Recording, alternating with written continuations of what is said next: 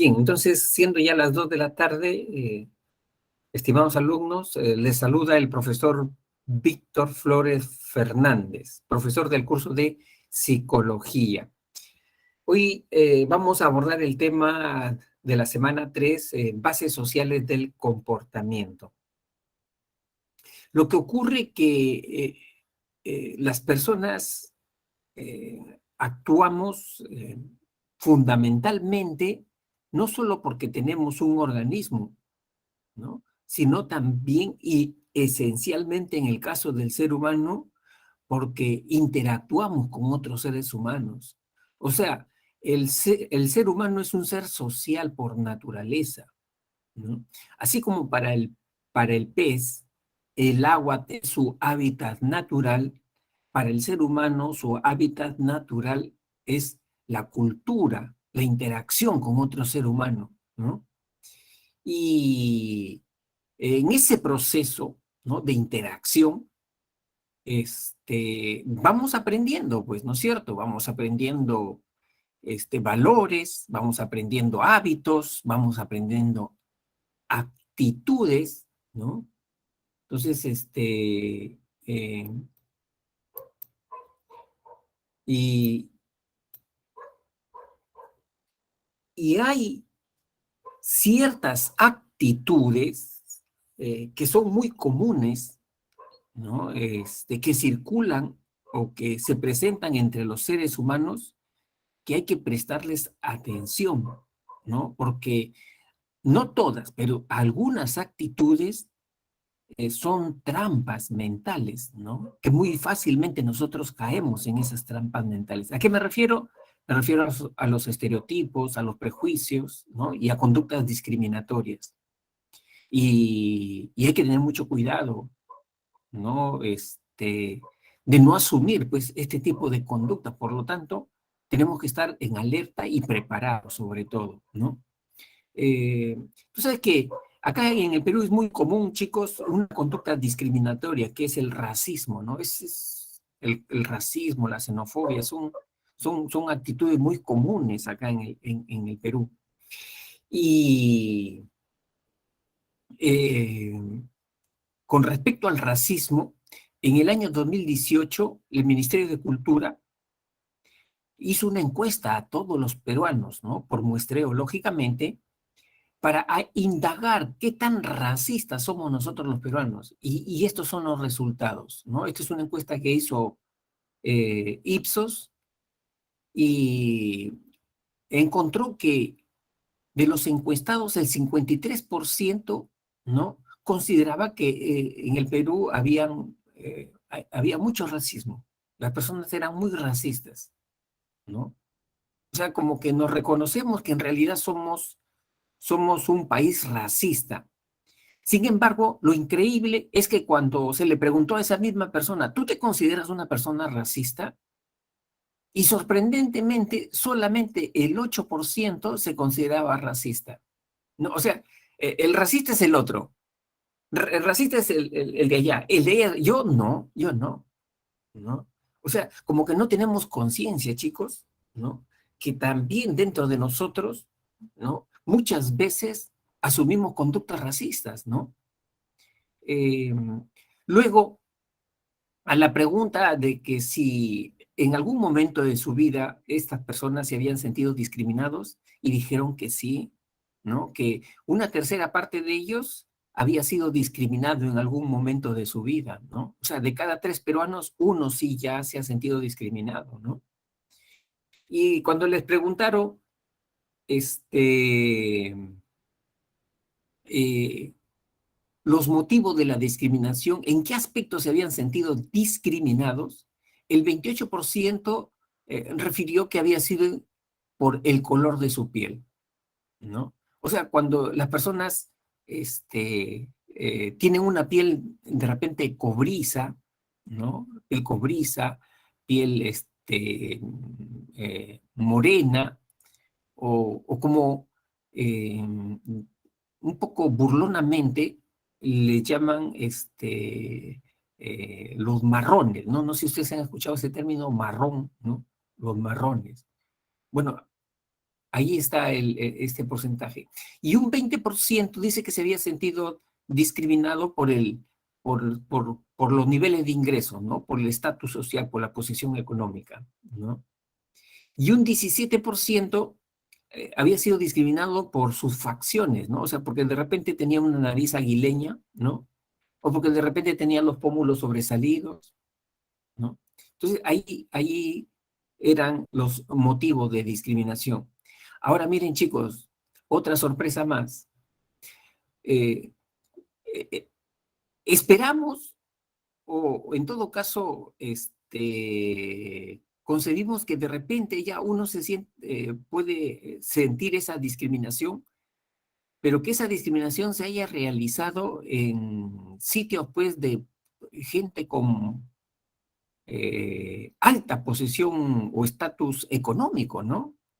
Es decir, que esa discriminación se haya producido de repente en sitios exclusivos como las Casuarinas, la Rinconada del Lago, ¿no? Esas zonas ahí, ¿no?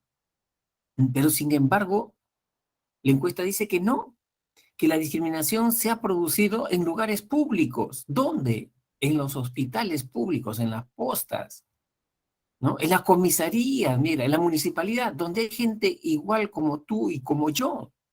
O sea, esa gente que tiene el mismo color de la piel, las mismas facciones que nosotros, es la gente que discrimina, ¿no? Cosa increíble, como jalada de los pelos, ¿no? ¿No? Entonces, el fenómeno del racismo y de la discriminación acá en el Perú es fuerte y se fomenta básicamente a través de los medios de comunicación, ¿no? Los medios de la comunicación son eh, digamos, uno de los mayores responsables del fomento, porque ellos, ¿qué cosas hacen, chicos? Los medios de comunicación, este, en, en sus programas, al fondo hay sitio, programas humorísticos, ¿no? La Chola Chabuca, en fin, tantos programas humorísticos eh, refuerzan estereotipos, ¿no? Refuerzan el estereotipo. O sea, si va a salir ahí una persona de color moreno, negro, le incitan y lo inducen a que se comporte como una persona de bajo nivel cultural, que comete errores a cada rato, ¿no? Y que es un tonto, ¿no? O sea, refuerzan esos estereotipos ellos a propósito, ¿no? Y justo acá les voy a presentar una denuncia que se hace sobre el manejo racista, ¿no? Discriminador de algunos medios de comunicación. Ya, a ver. Por favor, me van a confirmar, porque yo no lo voy a ver si están escuchando y viendo, ¿ya? Lo voy a poner en pantalla completa y yo no lo voy a ver a ustedes así me escriban. Por eso me tienen que verbalmente confirmar, ¿ya?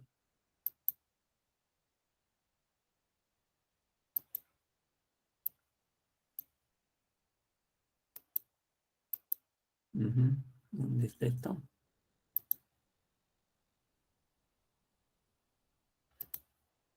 No se ve la...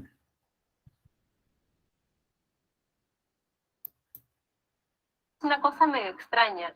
Cuando estaba en Media Network, que es una empresa que tiene CMD y Plus TV, ellos lo que hacían era básicamente pedirte imagen. ¿Se escucha? Sí, profesor. Ya, Sí, profesor. muchas gracias, muchas gracias. Para el canal de cable, imágenes de gente blanca, ¿no? Y te decían básicamente, oye, ¿sabes qué? No me traigas marrones. En la medida de lo posible era no mostrar a gente marrón, como ellos lo llaman, ¿no? Marrón. ¿Qué o quién es un marrón? ¿Qué es un marrón? Es un cholo, pues, ¿no? Se supone que no se escucha bien cuando te dicen cholo, entonces marrón. Pero para tú decirte marrón, ya eres más, creo yo, más que cholo. No sé, la verdad es una cosa medio extraña. Un marrón soy yo, un marrón es... ¿Y a todos les decían que no pongan marrones? o los editores le dicen, en la medida de lo posible, trata de no ponerme marrones en la edición.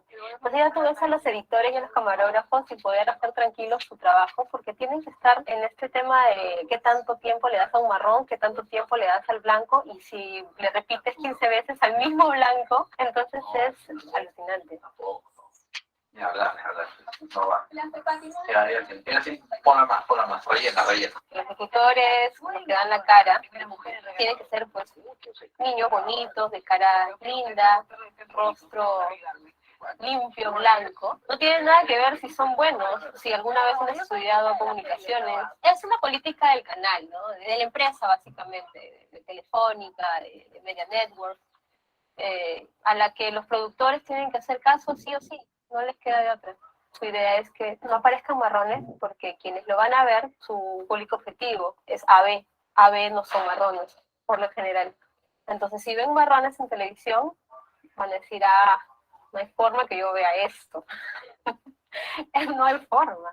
Entonces, cambias canal, fuiste con tu rating, que de hecho no es mucho, pero es. Y nada, pues te estarías choleando. Y lo más chistoso es que la gente que trabaja ahí es muy variada. Entonces, hay gente blanca, no muy blanca, marrón, mucho más marrón, negro. Es como a los guachimanes, pues, ¿no? A los guachimanes le dicen que no dejen entrar marrones y, sin embargo, ellos son marrones. No solamente ahí, sino también en el comercio. Por ejemplo, yo estaba en deportes, lo que era deporte de los colegios, de core, de copa, cosas por el estilo, y me decían, oye, tienes que tomar fotos en la medida de lo posible donde no haya marrones. Y así, tal cual te lo digo, así me decían, tu comisión es el colegio Quiñones contra de Santa María, no le tomes a los marrones, entrevistas a los blancos, cosas por el estilo que no tienes idea cómo puede ser.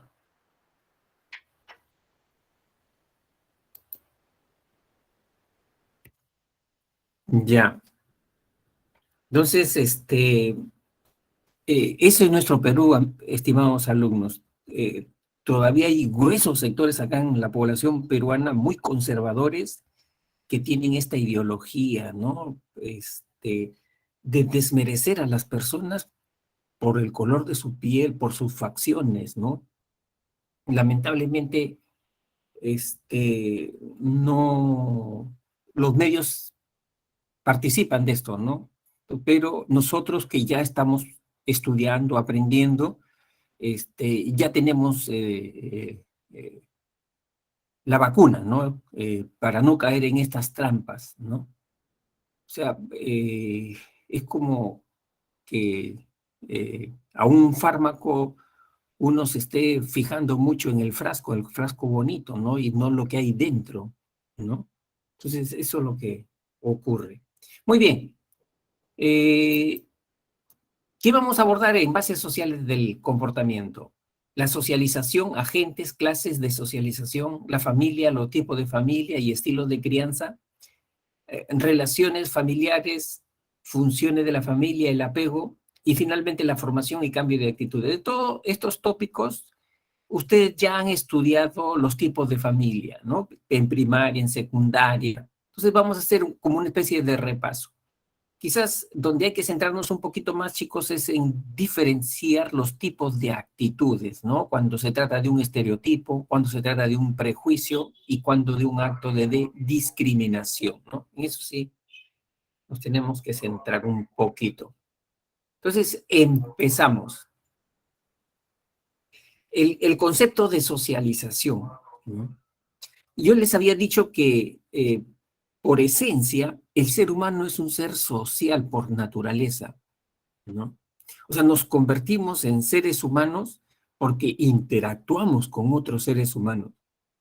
Si no tuviéramos esa oportunidad de interactuar con otro ser humano, seríamos como muchos de esos casos que ya han sido mencionados anteriormente por reportajes, ¿no? De los casos de los niños salvajes, ¿no? En donde se habían encontrado niños, por ejemplo, en los Alpes franceses, el caso de Víctor de Aveyrón, un niño de 9 años, caminando, ¿no? De manera cuadrúpeda, ¿no? Emitiendo sonidos guturales, greñudos, ¿no? Chicos, y dice que por más que a este niño se le pusieron los mejores profesores, los mejores pedagogos, los mejores psicólogos, los mejores pediatras, este chico nunca llegó a hablar, ¿no? ¿Por qué? Porque cuando no se adquiere el lenguaje en su estadio, en su etapa crítica, o sea, en los primeros 4 o 5 años, ya eso es un daño irreversible, ¿no? Y este niñito Víctor de Aveirón, ¿no? Nunca adquirió el lenguaje, nunca pudo tampoco adecuarse, ¿no? A las normas de convivencia. Le daban su comidita y él lo tiraba al piso y del piso lo comía. Le ponían su camita con sus sábanas blancas, ¿no? Él se iba al patio a dormir, ¿no? Entonces, el ser humano, es así porque vivimos entre seres humanos, ¿no? Y justamente ese proceso de influencia, ¿no? De nuestra sociedad se llama socialización, ¿no? ¿Qué es la socialización entonces? Es cuando el individuo asimila, internaliza, hace suya los valores, eh, las actitudes, ¿no? La idiosincrasia, ¿no? De su propia cultura, ¿no? De su propia cultura. Por ejemplo, miren chicos, nosotros hemos recibido la influencia como peruanos de la cultura occidental. Y dentro de la cultura occidental, ¿no? La cultura latina, ¿no? Y para ser más específico, la idiosincrasia peruana, ¿no? Por eso que, de alguna manera, tenemos algunas conductas que nos caracterizan como peruanos. Hay una idiosincrasia ahí, ¿no? Por ejemplo, ¿cómo dicen que son los peruanos, no? Nos dicen que nosotros los peruanos somos puntuales. Nos dicen 3 de la tarde, estamos 5 minutos para las 3, ¿verdad? ¿Cierto o no?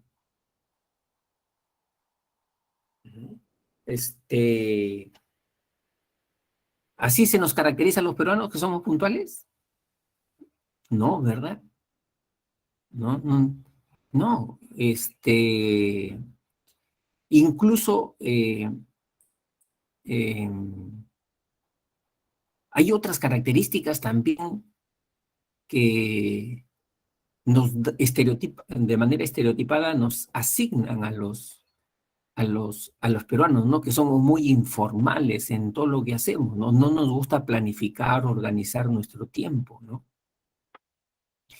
Entonces, ¿por qué? Porque es propio de nuestra cultura, ¿no? Acá funciona el Pepe el Vivo, ¿no? Si puedes aprovechar, ganar algún beneficio, ¿no? En contra de una regla, una norma, ahí está el peruano, ¿no? Ahí está el peruano, por nuestra propia cultura, ¿no? Dice, chicos, se cuenta una anécdota que una transnacional llevaba a capacitar a diferentes gerentes de sus filiales de América Latina, ¿no? Colombia, Chile, Perú. Pero cuando ya estaban allá estos gerentes, ¿no? En Suecia, la empresa tenía por norma que no los alojaba en hoteles, sino en una casa de un funcionario de ellos allá en Suecia, ¿no? Dice que a un peruano que fue justamente a Suecia, fue a la casa pues de un alto funcionario sueco, ¿no? Y bueno, fue recibido todo y al día siguiente eh, el funcionario sueco pues bueno le dio el desayuno y le dijo, bueno, vamos, ya tenemos que irnos a la empresa, ¿no? Y se fueron en el auto del funcionario sueco, ¿no? Y en eso dice que el funcionario sueco se cuadra como a 5 cuadras del edificio central de la empresa y comienzan a caminar. El gerente peruano le llama la atención, ¿no? O sea, mira, decía, para sí, decía, ¿no? Tiene para estacionarse ahí frente al edificio de la empresa, pero él se cuadra 5 cuadras todavía, ¿no? Pero no le dijo nada, ¿no? Bueno, trabajaron ese día, al día siguiente, nuevamente, ¿no? Lo, lo lleva nuevamente a la empresa, ¿no? Y esta vez se cuadra una cuadra más lejos todavía, ¿no? Y ya en ese momento el gerente peruano no se aguantó y le dijo, el colega, le dijo, pues no, o sea, ¿por qué tienes tú que estacionarte tan lejos, habiendo un espacio frente al edificio central? Le dijo, ¿no? Habiendo un espacio ahí para que... ¿Por qué haces eso? Le dice, ¿no? Y entonces el funcionario sueco le dijo, mira, colega, le dijo, ¿no? Yo me cuadro a 4 o 5 cuadras del estacionamiento del edificio central porque yo sé que van a haber colegas que de repente van a tener contratiempos en su familia, en su casa, y no van a tener tiempo de llegar acá al edificio. Esos espacios yo los estoy reservando para ellos. Para ellos es ese espacio, ¿no? Mira, la conciencia cívica tan alta que tiene esta persona, ¿no? ¿No? ¿Y cómo lo podemos apreciar eso? Eso es cultura, pues chicos, eso es cultura, ¿no? Acá en el Perú no, es viveza, todo es viveza, o sea, siempre yo, ¿no? Y el resto que se muera, ¿no? El resto que se muera, ¿no? Entonces, justamente cuando uno asimila las normas, los valores, ¿no? Que están en tu cultura, a ese proceso se llama socialización, ¿no? En realidad, socialización es convertirse en un buen ciudadano, chicos, ¿no? Cuando el individuo se convierte en un buen padre, en un buen hijo, ¿no? ¿No? Ese es el proceso de socialización. ¿A través de qué? A través de la asimilación de normas, valores, patrones de conducta, ¿no? De tu cultura. ¿Y cómo se materializa? A través de agentes de socialización, ¿no? Allí hay dos tipos de agentes, los agentes formales y los agentes informales. Los agentes formales son aquellos que tienen una estructura valorativa definida ya. ¿Quiénes son? La familia y el colegio. En tu familia siempre papá y mamá siempre te recalcan determinados valores, ¿no? ¿Qué cosa te dicen, no? Respeta, colabora acá en casa, ¿no? Colabora acá en casa. O sea, ya hay una estructura valorativa definida, ¿no? Ser responsable, ¿no? Saluda, ¿no? Igual en el colegio. En el colegio también ya hay una estructura valorativa definida. Tienes que ser puntual. Tienes que ser puntual, ¿no? Respeta a tus profesores, ¿no? O sea, hay una estructura ya definida. En cambio, en los agentes informales, como hay una variedad de agentes, allí hay una diversidad de valores, incluso hasta contradictorios, ¿no?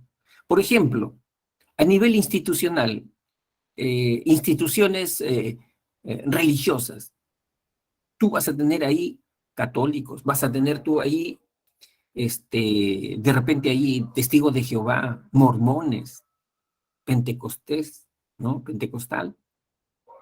O sea, hasta ateos también vas a encontrar, ¿no? Una diversidad de valores, ¿no? O sea, todo lo que son instituciones educativas de nivel superior, instituciones religiosas, culturales, deportivas, son agentes informales, ¿no? Ahí también tenemos al grupo de pares, grupos de amigos, ¿no? También son agentes informales, porque tú ves una diversidad de tus compañeros o amigos, tiene una diversidad de valores cada uno, ¿no? Y no sé si tú has escuchado ese dicho que dice, dime con quién andas y te diré quién eres, ¿no? ¿Mm? Luego también los medios de comunicación son agentes informales, ¿no? Las redes sociales, el cine, ¿no? Los periódicos. te paras frente a un kiosco, ahí tienes como 20 titulares de periódicos, ¿no? Una misma noticia, ¿cómo la abordan? De diferente manera, unos más sensacionalistas, ¿no? Otros más pornográficos, ¿no? ¿No? Entonces hay una variedad ahí de valores en estos agentes, ¿no? Ahora, tipos de socialización. Tenemos 3 tipos: socialización primaria, secundaria y terciaria o resocialización. ¿A qué se llama socialización primaria? Aquella que sienta las bases del proceso de socialización, es decir, aquella que estructura la personalidad de un individuo, ¿no? ¿Y cómo se estructura la personalidad de un individuo? En los primeros años, ¿no? Cuando se le enseña, por ejemplo, hábitos básicos de higiene, de limpieza, de alimentación, de respeto, ¿no? Esa es socialización primaria. ¿Y quién lo realiza? Muy bien, o lo debería realizar muy bien, la familia y el colegio, la escuela, ¿no? Y si lo hacen bien, vamos a tener, pues, personas e hijos que van a sentir una profunda admiración por esos papás, que es lo que formalmente o comúnmente ocurre, ¿no? Por ejemplo, si yo te pregunto a ti, a tus 16, 17 años, ¿quién es la persona que más ha impactado en tu vida? ¿A quién admiras más?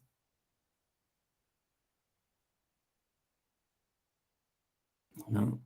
Así ahorita, con la edad que tú tienes, ¿no? Con la edad que tú tienes, ¿a quién admiras más? ¿No? Y va a ser que es una persona que es de tu entorno familiar.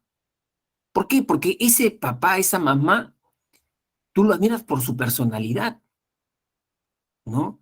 Porque es una persona de repente, protectora, es una persona de repente perseverante, es una persona de repente idealista, ¿no? O es una persona de repente inteligente, ¿no? Entonces, es así, chicos, ¿no? La familia es la que influye más si hace una buena labor, ¿no? En mi caso también, yo les debo confesar que la persona que yo más admiro en este mundo es mi madre, ¿no? ¿Y por qué? Porque es una señora que está viva, tiene 90 años y tiene un espíritu joven todavía, ¿no? Ella se atiende solita en su casa, está en provincia, ¿no? Y ella me inspiró para que yo estudiara. Ella era una campesina, ¿no? Este, pero sentí ese fuego para que sus hijos estudiaran, ¿no? Ya que ella no lo pudo hacer, ¿no? Entonces, y siempre, como papá, la tengo a ella como faro, como fuente de iluminación, ¿no? Bien, entonces, esa es la socialización primaria. Acá también, por ejemplo, Romina, su mamá, ¿no? Christopher. Ah, mira. Ah, ya. Te pones un espejo, Christopher, y te miras y dices, tengo que superarme. Yo mismo tengo que superarme, ¿ya? Aileen, a sus padres, ¿no? Samira, a mis papás. Yajaira, a los padres, ¿no? Mm, correcto. Eh, la socialización secundaria es aquella que refuerza, complementa el proceso de socialización, ¿no? Y se presenta, ¿sabes qué, chicos? Cuando ya esa persona sale del mundo pequeñito de su casa, de su hogar y de su colegio y se abre al mundo. Ya se abre al mundo, como el caso de ustedes, ¿no? Ya terminaron una etapa de su vida, ¿no? De su colegio y ahora se abren al mundo y conocen instituciones educativas de nivel superior. Están conociendo acá ahorita otras personas, otro tipo de chicos, ¿no? Y con diferentes ideologías y creencias. De repente vas a encontrar acá a un ateo, ¿no? O de repente vas a encontrar a un budista, ¿no? Entonces, allí ya estamos entrando a la socialización secundaria, ¿no? Esa es socialización secundaria, ¿no? Entonces, eh, Luego tenemos acá la socialización terciaria o resocialización. Esto se presenta, chicos, cuando la persona hace un cambio radical en su estructura valorativa, es decir, hace un giro de 180 grados en su estructura valorativa. ¿En qué casos se producen esas situaciones? Cuando, por ejemplo, ¿no? Esas personas que vienen de los pueblitos rurales, de la sierra o de la selva, ¿no? Y vienen a la ciudad, ¿no? Ellos se dan cuenta que ya no tienen que ser tan confiados, ¿no? Porque acá la gente, algunos, estafan, roban, ¿no? O se quieren aprovechar, ¿no? Entonces ya guardan su distancia, guardan ahí, sus recelos también, ¿no? Entonces tienen que hacer un cambio, ¿no? Si no resultan estafados o dañados, ¿no? Esa es resocialización o socialización terciaria, ¿no? Las personas que de acá del Perú van a otras culturas, ¿no? También pasan por un proceso de resocialización. Por ejemplo, nos dicen que los peruanos que cuando van al Japón les llama la atención que allá en Japón, en las calles, en los lugares públicos, no hay muestras de afecto. Entre las parejas no hay muestras de afecto, ¿no? Acá en el Perú tú ves una parejita en el parque, tú te emocionas, qué linda parejita, ¿no? Los aplaudes todos, qué vive el amor, ¿no? Porque están que se abrazan, se besan, ¿no?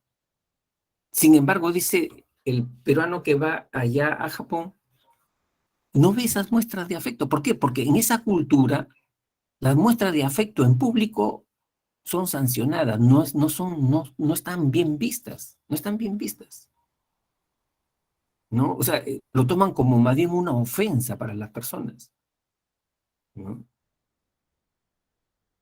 Acá tú vas a un velorio, ¿no? El familiar que llora más, tú valoras eso, lo ha querido, cuánto lo ha querido al muertito, ¿ves?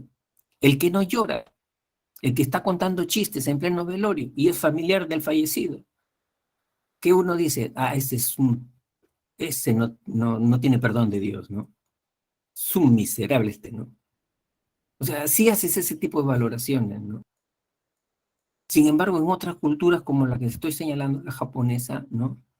No está permitido que uno llore en pleno velorio a su muerto, ¿no?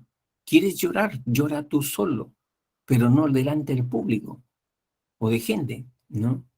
Entonces, esos cambios de valoraciones, chicos, tienes que hacerlo, porque estás en otra cultura, ¿no? Y si logras hacer, porque tienes que vivir ahí, tienes que adaptarte ahí, entonces ha pasado un proceso de resocialización, ¿ya? Estas son las cárceles. Se supone que un delincuente cuando entra a una cárcel también debería de pasar por un proceso de resocialización, ¿no? Pero las cárceles acá en el Perú son una estafa, un engaño, ¿no? Ahí nadie se resocializa, por el contrario, salen más prontuariados, más delincuentes todavía, ¿no? Ahora, el principal agente de socialización es la familia, qué duda cabe, es la familia, ¿no? Y la familia es considerada un microsistema social, es decir, es una sociedad en pequeñito, ¿no? Es una sociedad en pequeñito. Si el hijo salió mal, ¿no? Éticamente, moralmente, ¿no? Es que la familia está mal, pues, la familia está mal, ¿no? La familia es considerada la célula básica de la sociedad y sus miembros tienen una relación de interdependencia, ¿no? Ahora, a la familia se la puede estudiar de dos maneras, chicos. Se la puede estudiar por su estructura, es decir, quiénes componen a la familia, quiénes son sus elementos. Por su estructura se la puede estudiar y también se la puede estudiar por sus estilos de crianza. O sea, hay dos formas de estudiar a la familia. Vamos a estudiarla por su estructura, ¿no? Y ahí tenemos pues 4 tipos: familia nuclear, familia uniparental, familia extensa y familia reconstituida, ¿no? Son los 4 tipos. Esto ya, como yo les había señalado, esto ya usted lo han llevado en primaria, lo han llevado en secundaria, ¿no? Es como un repaso nomás para ustedes. La familia nuclear es aquella que está constituido por papá y mamá. ¿Quién es el núcleo de la familia? Papá y mamá, ese es el núcleo. Si, por ejemplo, está viviendo el abuelito con el nieto ahí en la casa, ¿no? Porque los padres de ese nieto ya murieron, ¿no? Ese no es familia nuclear, porque ahí hay 2 núcleos ya, ahí hay 2 núcleos, ahí hay 2 núcleos, ¿no? Entonces, nuclear es papá y mamá, ¿no? A eso se le puede adicionar los hijos biológicos o los hijos adoptivos. La familia nuclear es la familia tradicional que tiene siglos de existencia y que quizás es la aspiración, todavía siguen siendo la aspiración de mucha gente, ¿no? De conformar una familia así, ¿no? Sin embargo, chicos, ahora se sabe que hay muchas fuerzas que tratan de erosionar este tipo de familias, ¿no? Porque las estadísticas nos dicen que en una familia nuclear, después de 5 años de convivencia, aproximadamente el 50% de ellas se separa, ¿no? ¿Por qué? Porque los lazos son muy débiles, muy frágiles. Ahora ya no existen muchos compromisos, ¿no? Si tienen algún problema, no, no adoptan una actitud de darse una segunda oportunidad para ver que tengan en qué aspectos corregir, ¿no? Inmediatamente ya se separan, ¿no? Entonces, esa es la familia nuclear. Luego viene la familia uniparental o monoparental. Es la constituida por un papá o una mamá que son viudos, padres solteros, madres solteras, ¿no? Separados, ¿no? Este tipo de familia también comienza a tener una gran presencia acá en el Perú. Antiguamente dice que las mujeres, madres solteras, sentían un estigma de la sociedad que como que las señalaban, ¿no? Como que habían fracasado, ¿no? Y muchas de ellas tenían vergüenza de decir que eran madres solteras, ¿no? Sin embargo, ahora la mentalidad de la mujer está cambiando. Muchas incluso no quieren ni casarse, quieren desarrollarse profesionalmente, ¿no? Otras, a lo mucho aspiran, dice, mi aspiración, algunas dicen es tener un hijo, ¿no? Es tener un hijo. No están hablando de tener un hombre a su lado, ¿no? Entonces, ¿por qué? Porque la mentalidad va cambiando, ¿no? Y muchas veces al hombre lo ven como un objeto accesorio, ¿no? De usar y descartar, ¿no? Esa es la familia uniparental o monoparental, ¿no? Luego tenemos la familia extensa o ampliada.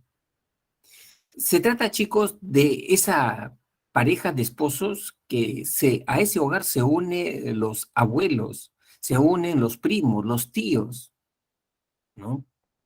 O sea, eh, tienen lazos de sangre ahí. Ahí están los parientes viviendo en el mismo hogar, ¿no? Y esto es una realidad acá en el Perú porque hay un déficit de vivienda. No hay vivienda para todos los matrimonios. Hay un déficit de 1 millón de viviendas, dice, ¿no? Además, también hay el fenómeno de la migración del campo a la ciudad. Entonces, se van dando estos tipos de familia, pues, ¿no? Estos tipos de familia. No, ahí sí, no, Jordi, tú vas a un hogar de venezolanos, ese es el común denominador, como dice Jordi, ese es el común denominador. Son familias extensas esas. De repente son 3, 4 generaciones ahí, ¿no? ¿No? Bueno, yo no puedo criticar eso, chicos, porque yo también acá en Lima he estado en ese tipo de familia. Claro, yo cuando me crié mis 17 añitos, yo vivía en una familia nuclear con mamá y papá en el norte del Perú, en Chepén. Pero ya después de mis 17 años vine acá a Lima a una familia extensa, ¿no? Y un poco les comento cómo fue mi periplo, ¿no? Yo sí quería estudiar, y yo le decía a mi mamá, mamá, quiero estudiar. Pero ahí, ¿no? Chipé, pueblo chiquito, no había dónde estudiar. Mi mamá miraba a Chiclayo, no había familia. Miraba a Trujillo, no había familia. Miraba a Lima, no había familia. Y yo durante todo el año insistiéndole a mi mamá que quiero estudiar, ¿no? Porque yo ya veía cuál era mi futuro allí, ¿no? Dedicarme al campo nada más, de repente, ¿no? Y tener hijos como una escalera. Entonces, en eso parece increíble, mi mamá se acordó de que tenía un hermano acá en Lima, ¿no? Que no lo veía años. Y bueno, lo llamó y le dijo, mira, Grimaldo se llama mi tío, tengo un hijo que ha terminado la secundaria, quiere estudiar ahí en Lima, no sé si tú le puedes dar alojamiento en tu casa, ¿no? Y mi tío, ¿para qué? Tenía su casa, era soltero. Le dijo, ya, que venga, pero eso sí, yo no le puedo dar alimentación. No te preocupes, él ya verá cómo se las entiende, dijo, ¿no? Y ya pues, chicos, en un mes yo ya estaba acá en Lima, ¿no? ¿Y qué es lo que pasa? En el norte, hace años, las familias son siempre numerosas, ¿no? O sea, son hijos de 10, 12 hijos, 14 hijos. Antiguamente las familias eran recontra. Y mi mamá pues tenía como 10 hermanas más, ¿no? Y cada uno de ellos tenía sus propios hijos, que también eran como yo, ¿no? O sea, la misma edad casi. También las hermanas de mi mamá se acordaron de su hermano que vivía acá en Lima. Y como se enteraron que ella tenía ahí un sobrino, ¡pum!, una llamada. ¿Y para qué? Mi tío, muy buena gente, dijo, si ya ayudé a una, ¿por qué no puedo ayudar a otra? Y al final no les miento que en medio año, en esta casa acá en Lima, ya habían como 10 sobrinos, tenía mi tío ya. O sea que esa casa ya no era familia, era una tribu, estaban todos ahí, ¿no? Y y acá los vecinos justamente nos conocían a nosotros como los norteños, ¿no? Justamente, ¿por qué? Porque se sabe que nosotros los norteños, dice, tenemos un dejo, o sea, cuando hablamos cantando, ¿di? O sea, hablamos con ese tonito cantando, y todo el mundo acá nos conocían así como los norteños. O sea, esa es una familia extensa o ampliada, pues, ¿no es cierto? ¿No? Y bueno, gracias a ese tío, pues bueno, me hice profesional, no solamente yo, sino también mi hermano, que ahora es abogado de San Marcos, mi primo, que ahora es oficial de la policía. Bueno, el hecho es que existen este tipo de familias, ¿no? La otra familia es la reconstituida o ensamblada. Acá, chicos, se presenta cuando esos padres viudos, separados, solteros, se dan una segunda oportunidad, ¿no?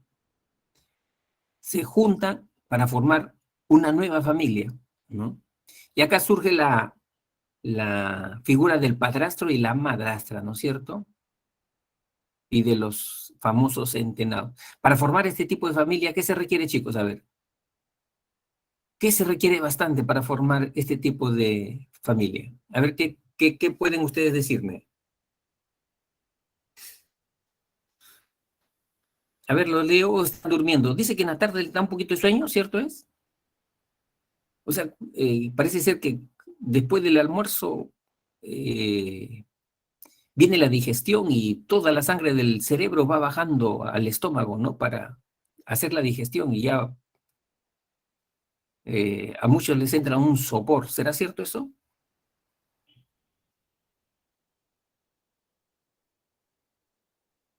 ¿Qué se requiere para formar un tipo de familia así como esta? ¿Qué creen ustedes que se requiera? Bastante. Uno de ellos debe tener un hijo de la relación anterior. Eh, claro, claro, o venir de una relación que no se llegó a tener, ¿no? Sí, sí, también, ¿no?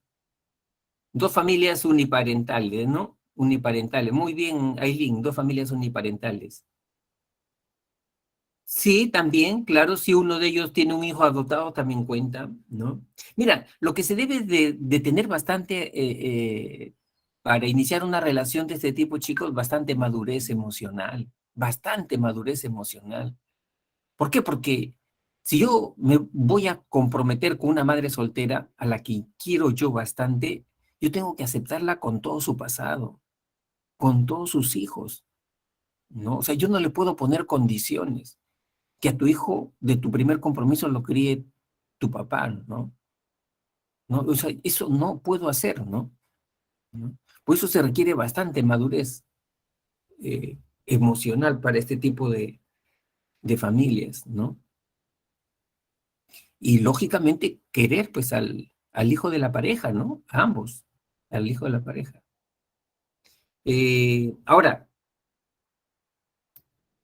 miren, claro que a ver, vamos a ver. Ujú. Claro que, miren, el INEI, que es una entidad del Estado que se encarga de hacer los censos nacionales, tiene más tipos de familia, aparte de estas 4 que nosotros hemos hablado, ¿no? Por ejemplo, ellos hablan también, ¿sabes qué? De una familia sin núcleo. La familia sin núcleo es aquella que está compuesta por todos los hijos, menos mamá y papá, y ellos están a cargo del hijo mayor. Esa es la familia sin núcleo. Ellos también hablan el INEI, y es bastante, miren chicos, ahora que está surgiendo bastante, dice la familia unipersonal, no uniparental, no, unipersonal, ¿no? ¿Quiénes son o quién es la familia unipersonal? A ver, los leo.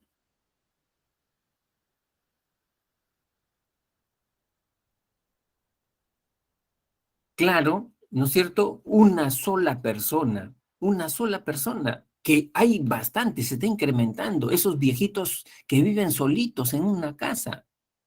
O sea, los hijos ya se independizaron. Se murió la abuelita, se murió el abuelito, se queda solamente una persona, toda la casa para una persona.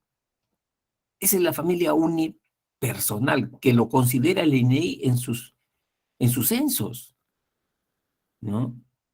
No, ahora creo que todavía no considera como familia, porque todavía no está en la legislación, la familia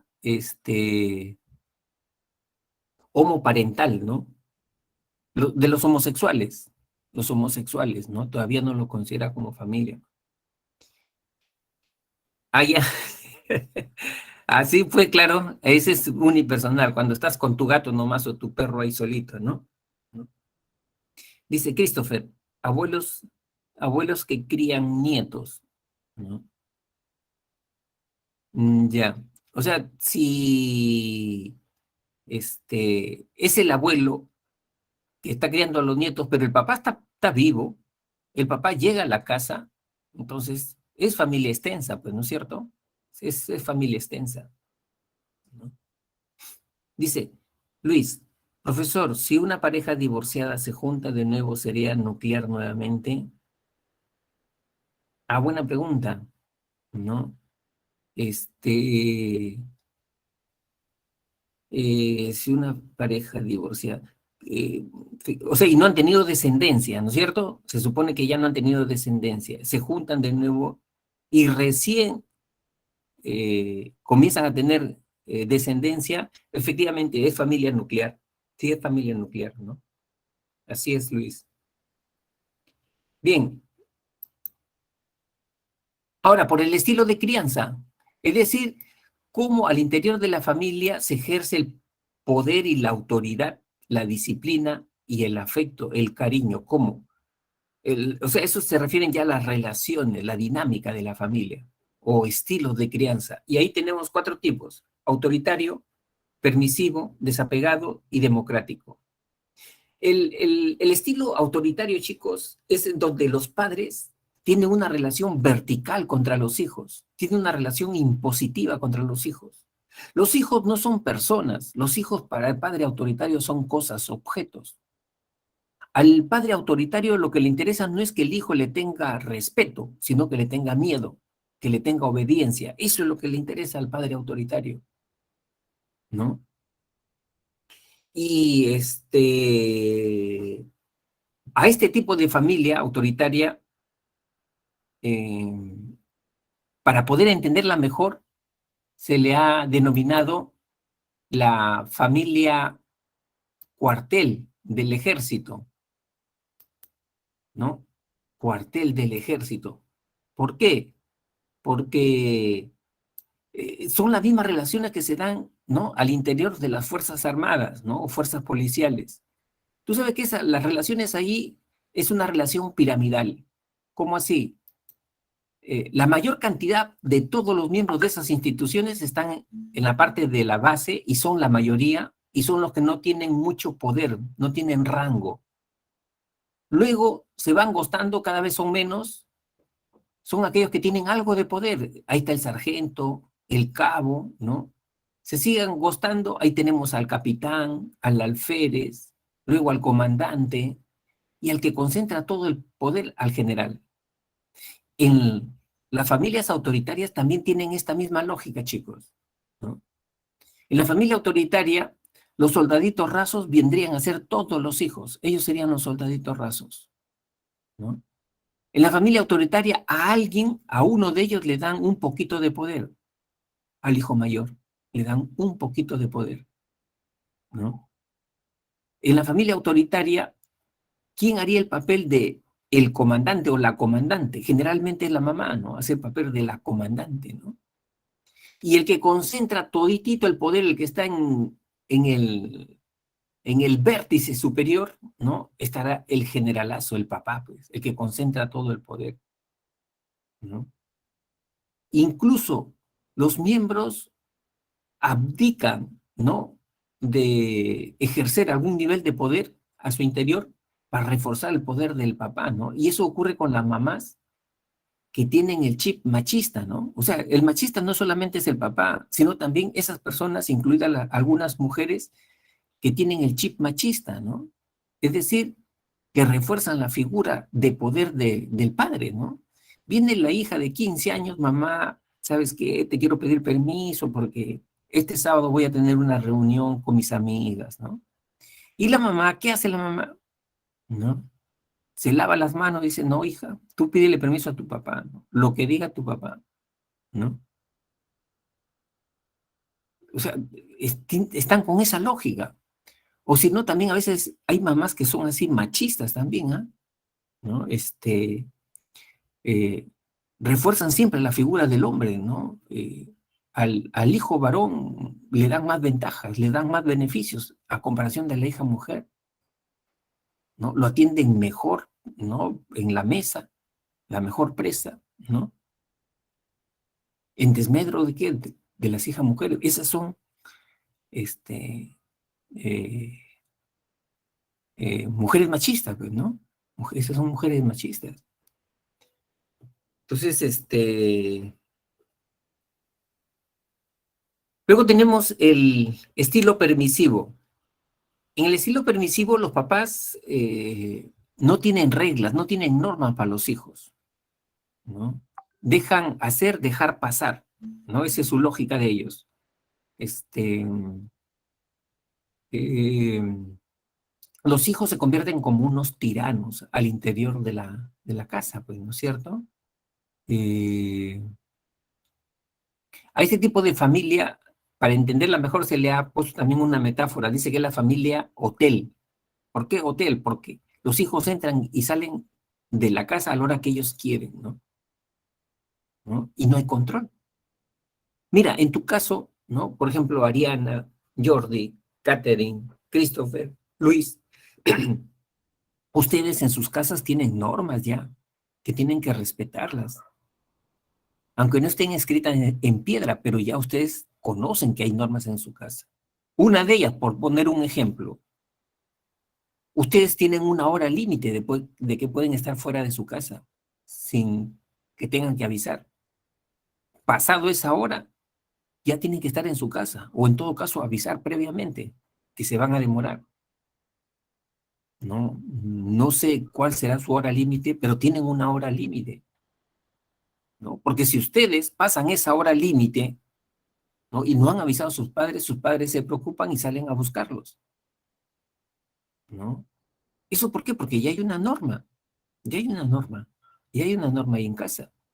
¿Qué otras normas tienen ustedes en casa, chicos? A ver, de repente, tomar sus alimentos juntos, no sé, los días sábados, los días domingos, ¿no? De lunes a viernes de repente no tanto, porque trabaja papá, mamá, ¿no? Pero sábado, domingo de repente todos en la mesa, ¿no? Y que no haya celular ahí en la mesa, de repente una norma, ¿no? Entonces, en cambio en la familia permisiva no hay normas, no hay reglas, ¿no? Ninguna regla.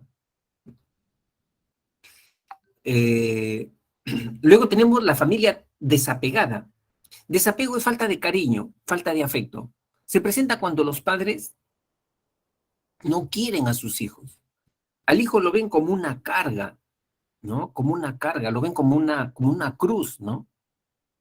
Y generalmente delegan su responsabilidad de criar a sus hijos en terceras personas, en sus parientes. Que te críe el abuelito, ¿no? Que te críe de repente el tío, ¿no? Pero ellos no, ¿no?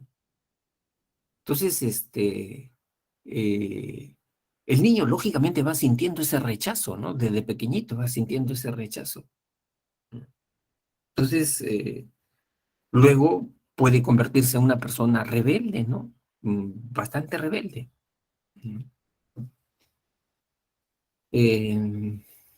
Bien, luego tenemos la familia democrática. Democrático es sinónimo de autoritativo, ¿ah? No es igual a autoritario. Miren, dense en cuenta, autoritativo, diferente a autoritario. Democrático es cuando los padres ya guardan un equilibrio entre la exigencia, el control y también, ¿no es cierto?, el afecto, el cariño, ¿no? O sea, son esos papás que saben en qué momento ajustar la soguita y en qué momento aflojar esa soguita, ¿no? ¿No? Y son padres que cualquier cambio que hay en casa, siempre piden la opinión de los hijos, ¿no? A los hijos los hace participar, ¿no? ¿No? Entonces, ese es un estilo democrático.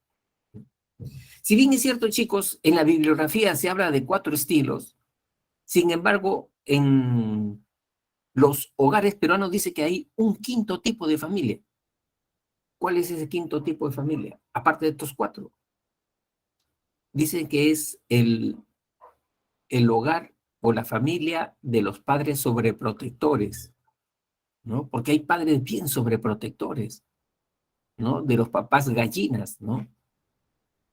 De esos papás que parece que todavía tuvieran el cordón umbilical, ¿no? Conectado con el hijo. No se ha producido todavía el destete, ¿no? Que les llaman también los papás helicópteros. ¿Por qué? Porque los papás están sobrevolando la cabeza de sus hijos para resolver los problemas, ¿no? Y les van generando una dependencia emocional a sus propios hijos, ¿no? ¿No? Y ese también es un estilo muy dañino, perjudicial, ¿no? Porque imagínate, ¿no? Estos chicos después, a los 20, 25 años, no saben afrontar sus problemas, ¿no? O sufren de mamitis o de papitis, ¿no? Entonces también eh, es un estilo también, ¿no? Chicos, y en el caso de ustedes, ¿cuál creen que es el estilo con los cuales los han criado? Si bien es cierto también lo que ocurre que en algunos hogares los papás a veces combinan entre uno y otro, ¿no? Estilo, pero siempre hay uno que es predominante, ¿no? Siempre en la casa hay un estilo que siempre es predominante, ¿no? Ya hay una respuesta, estilo democrático, ¿no? Democrático. Sí, ahora ya ha cambiado, ¿no? Ahora ya creo que está desapareciendo el estilo autoritario, ¿no? Yo recuerdo que esto había mucho antes, como por decirte hace 20 años, ¿no? Especialmente en la zona norte del Perú, ahí era más el estilo autoritario, ¿no? Yo recuerdo, miren, una escena, chicos, que ya tengo 63 años, y cómo recuerdo esta escena clarito como si fuera ayer. Me iba a visitar a la casa de mis primos, y ahí habían, en la casa de mis primos, eran como 13 primos. Mira, 13 primos. Y mi tío, muy productivo él, ¿no? Muy productivo, muy fértil, cuando llegaba de la chacra del campo, ya sus hijos sabían a quién le tocaba, ¿sabes qué cosa le tenían que hacer? Ni bien se sentaba, le traían, ¿no?, una batea con agua para lavarle los pies. Él no se lavaba los pies, los hijos tenían que lavarle los pies. O sea, él se creía Jesús, ¿no? O sea, sí, ese estilo era muy fuerte antes, ¿no? Bastante fuerte, ¿no? El estilo desapegado rápido se conoce, chicos. ¿Por qué? Porque en el estilo desapegado hay falta de cariño, hay falta de afecto, ¿no? Y las personas que han pasado por esas carencias, se nota, se nota. Yo he trabajado, no sé si yo les he comentado, he trabajado bastantes años con niños de calle, ¿no? Esos niñitos que los encontraban en la calle fumando, terocaleando, ¿no? Los llevaban a los albergues de INAVIF, Ministerio de la Mujer, ahí estaba yo, ¿no? Y la primera vez, chicos, que yo entré a un hogar así, yo quedé sorprendido. ¿Sabes por qué? ¿Qué cosa me sorprendió? Cuando les miraba su rostro, su carita era como de una roca, no tenía expresiones gestuales, no tenía expresiones gestuales, es un niño de 7, 8 años, nada, era una roca, así como el puñete, mira, así como el puñete, igualito, ¿no? Mira, en tu caso tú no te puedes quejar, tú has tenido poco o mucho amor, pero has tenido. ¿Y cómo se nota que has tenido amor? En las pupilas de tus ojos. Si alguien te mira a las pupilas de tus ojos, tú vas a tener un brillo, una lucecita ahí, ¿no? En la pupila de tus ojos vas a tener un brillo, una lucecita. Esa es expresión del afecto que has tenido. En el caso de estos niños abandonados que no han tenido afecto o cariño, tú les miras las pupilas de sus ojos, su mirada es vacía, inexpresiva, vacía, inexpresiva, por la falta de cariño, la falta de afecto. ¿Cómo se llama eso? Desapego, ¿no? Entonces, acá dice, profesor, ¿podría explicar la diferencia entre indulgente y permisivo, en qué se diferencian? Ya, no, es lo mismo, son diferentes nombres para significar lo mismo, Jordi, ¿no? Ah, ya, desapegado, ya. En el caso del permisivo, ellos, mira, el permisivo son padres que tienen complejos. O sea, ¿qué cosa piensa un padre permisivo? Esta es su lógica, mira, mira, mira, Jordi. Eh, Como yo, cuando era niño, tenía muchas carencias, tenía bastantes carencias, ¿no? No he tenido una buena niñez. Ahora que soy padre y tengo un hijo, quiero darle de todo a mi hijo. No quiero que le falte nada a mi hijo. Nada le va a faltar a mi hijo.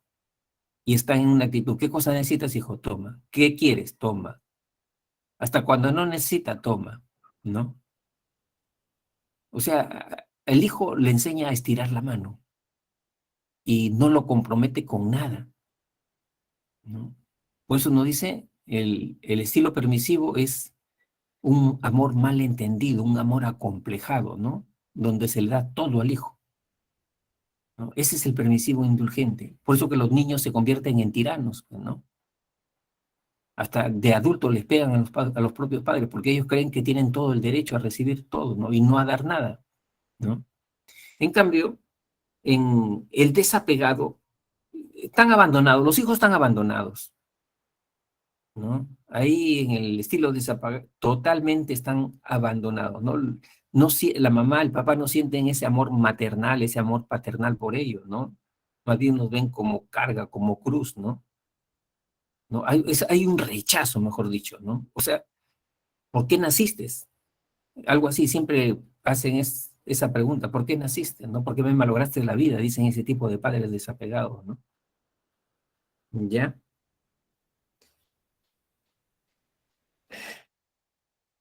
O sea, ustedes para diferenciar uno del otro simplemente tienen que ver el nivel de afecto y de disciplina con los cuales se comportan estos estilos, ¿ya?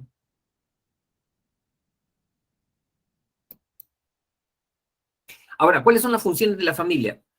La familia, para ser familia, tiene que cumplir con ciertos requisitos, pues si no, podría ser un grupo de amigos, ¿no?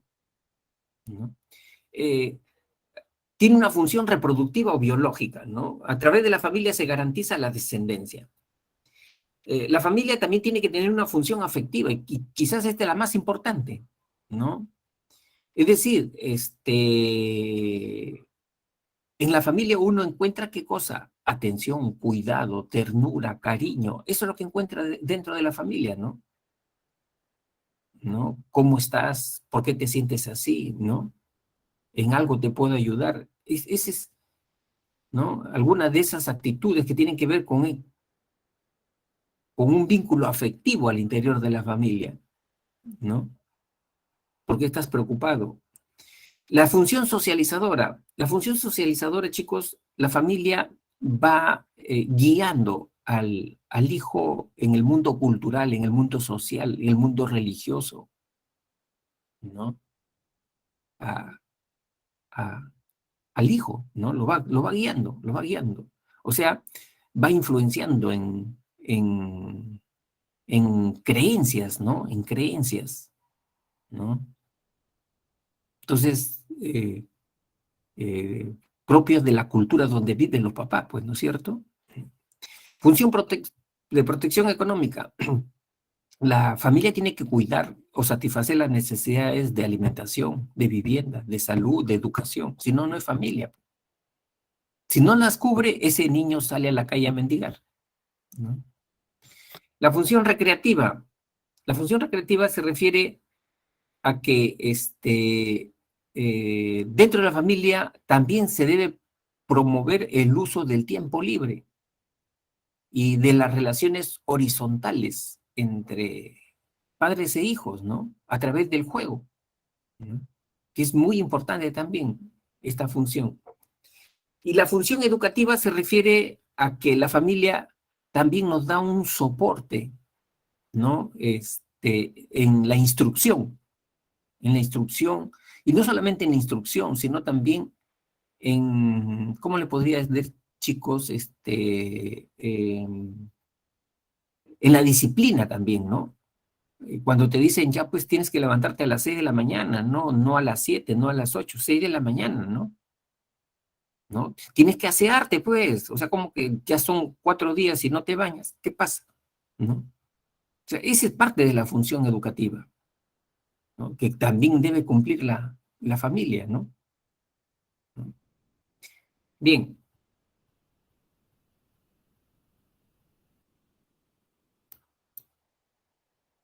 Ahora tenemos un concepto, el apego. El apego es un vínculo, un lazo emocional que se forma entre el niño y la persona que cuida a ese niño, que puede ser mamá, puede ser papá, pero no en cualquier tiempo, sino en los 2 primeros años de vida, ¿no?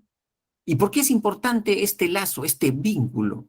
Es importante porque eso le va a generar confianza a ese niño. Es decir, cuando la mamá se vuelve sensible a las necesidades de su niño, ¿no? Y satisface esas necesidades, genera una convicción ahí en el niño, ¿no? No sé si ustedes han visto, chicos, hay mamás que están bien sintonizadas con su bebé, ¿no? Lo escuchan llorar y ya la mamá sabe por qué está llorando. ¿Qué cosa dice la mamá? Tiene sueño. O de repente dice, no, mira, ya se mojó los calzoncitos, ya seguro ya se mojó. ¿Cómo sabe la mamá eso? ¿No? Tú lo escuchas, para ti el llanto es el mismo, pero la mamá sí los distingue, ¿no? No, tiene sueño, dice la mamá, ya quiere dormir, tiene sueño. ¿No? ¿Por qué? Porque hay un lazo ahí, un vínculo, ¿no? La mamá lo conoce ya a través del llanto, el tono, el timbre de voz, ¿no? A su hijo. ¿Qué está generando ahí? Confianza. ¿Cómo va a ser después ese niño? Con buena autoestima. Ahora, este vínculo, chicos, de los 2 primeros años, también se ha encontrado que hay en los animales, pero ¿no? Uno de los experimentos famosos, hay dos, ¿no? Una de Harlock y el otro de Conrad Lorenz. Harlock quería demostrar en esos sujetos recién nacidos a las 2 semanas qué tan fuerte era la necesidad de afecto, de cariño, ¿no? Hizo un experimento con monos. Cogió un monito de 2 semanas de nacido, lo separó de su mamá biológica y ese monito de 2 semanas lo puso en un ambiente frente a 2 habitaciones. En una habitación le puso una mamá sustituta hecha de alambre desnudo, calato, pero ahí estaba el biberón. En el otro ambiente, igual le puso una mamá sustituta, una mona, hecha también de alambre, pero la rellenó de felpa, de algodón. Nada más de felpa, algodón. Y Harlock quería observar ese monito con quién paraba más tiempo. Y adivinen quién. ¿Con quién paraba más tiempo ese monito? ¿No? Como ustedes lo están ya seguramente apreciando, el monito paraba más agarradito y acurrucadito de su mamá de felpa, ¿no? Y Harlock llegó a la conclusión que tan importante como el alimento, inclusive hasta más importante que el alimento, es la necesidad de cariño, de caricia, ¿no? En estos monitos, ¿no? Otro experimento que se hizo es la de etólogo Conrad Lorenz. Él encontró que estas primeras experiencias se encuentran también en aves y le llamó la impronta, ¿no? La impronta. ¿Qué es la impronta? Es cuando un ave sale del cascarón del huevo. Dice que al primer ser que ve en movimiento con ese se conecta, así no sea su mamá biológica. Y donde vaya ese ser, lo sigue, ¿no?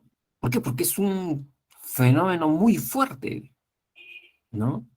Y hizo un experimento, cogió el huevo de una gallina, lo puso para que lo ampollara una pata, ¿no? Este animalito, una pata que lo ampollara. Dice que ese pollito ni bien picó el cascarón, sacó la cabecita, ¿quién vio? Su mamá pata. Y donde se iba la pata, el pollito detrás de la mamá pata. Fenómeno de la impronta. Conrad Lorenz comenzó a reflexionar, dijo, ¿será tan fuerte el fenómeno de la impronta? ¿Qué pasaría si después de 4 horas que está siguiendo a su mamá postiza, yo la regreso a su mamá verdadera, a su mamá biológica? ¿Seguirá el fenómeno de la impronta? Vamos a probar, vamos a experimentar, dijo. Y nuevamente agarró el huevo de una gallina, lo puso para que lo ampollara una pata. A las horas el pollito picó, sacó la cabeza, miró a su mamá pata y comenzó a seguirla. Conrad Lorenz calculó 4 horas que hayan pasado desde que salió ese pollito, se acercó al pollito y le dijo, esta no es tu mamá, mira, tu mamá está acá, ve. Y la puso con la gallina. Pero el pollito ya no seguía a la gallina. El pollito otra vez se regresaba a su mamá pata. ¿No? O sea que el fenómeno de la impronta es fuerte. Por eso que ellos llegan a la conclusión que las primeras experiencias impactan, son muy determinantes, ¿no? En las experiencias de estos seres, ¿no? Y lo extrapolan para el ser humano también, ¿no? Entonces, por eso que es importante establecer un apego seguro en los niñitos, ¿no?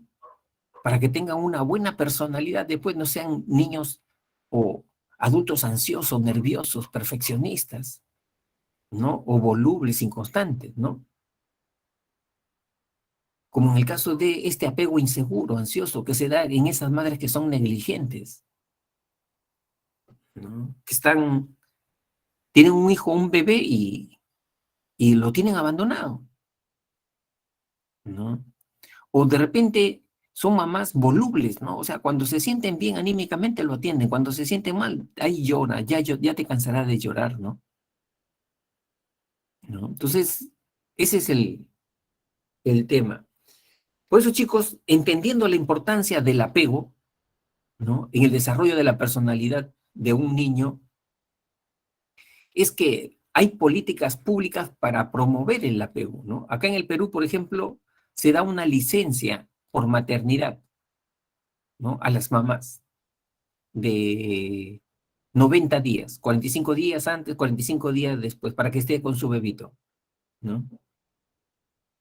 Tú sabes que en los países nórdicos, estamos hablando de Finlandia, Noruega, ¿cuánto tiempo le dan de maternidad, de licencia de maternidad a esas mamás?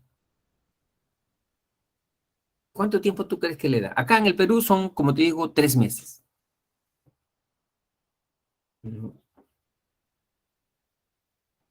Y últimamente al papá le están dando ya 10 días ya, ¿no? Ni bien ha nacido su hijito, 10 días ya de descanso, ¿no?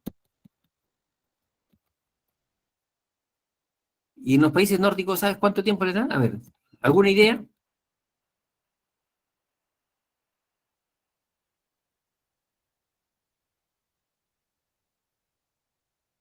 ¿No se les ocurre nada?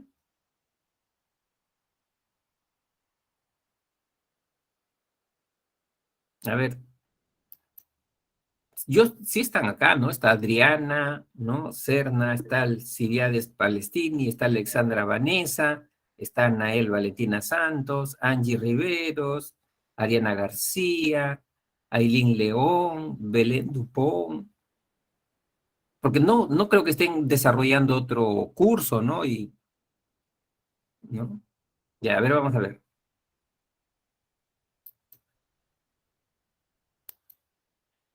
6 meses, ¿no? Emily, ¿no? Adriana, 2 semanas, no, Georgina, 4 meses, Dafne, 1 año, por ahí. Le dan de 3 a 4 años, chicos, de licencia de maternidad, todo pagado a la mamá. 3 años, fíjate, 3 años. Porque ellos están conscientes de esa etapa que es tan importante. ¿Para qué? Para que no salgan después, de repente, chicos, nerviosos, ansiosos, ¿no? Timoratos, o de repente en el otro polo, no salgan personas con falta de empatía, ¿no? De repente sicarios, delincuentes, ¿no? Porque no tienen la más mínima contemplación con otro ser humano. Desde ahí empieza todo, desde ahí empieza todo, ¿no? Por eso que a los matrimonios jóvenes siempre se les recomienda, ¿sabes qué cosa se les recomienda a los matrimonios jóvenes? Que no tengan sus hijos tan seguidos, que haya un espaciamiento entre el primero y el segundo por lo menos de 3 años, para que pueda formarse bien el apego, ¿no? Porque si no, como ocurre en algunos casos, ¿no? Algunos padres tienen sus hijos seguiditos, con 1 año de diferencia. Nació Ricardito, ya de una vez que venga Luisito, ¿no? Un solo gasto, ¿no? Allí cuando hay 2 niños con 1 año de diferencia, a uno van a sacrificar emocionalmente, a uno lo sacrifican. ¿A quién lo sacrifican emocionalmente ahí? A ver.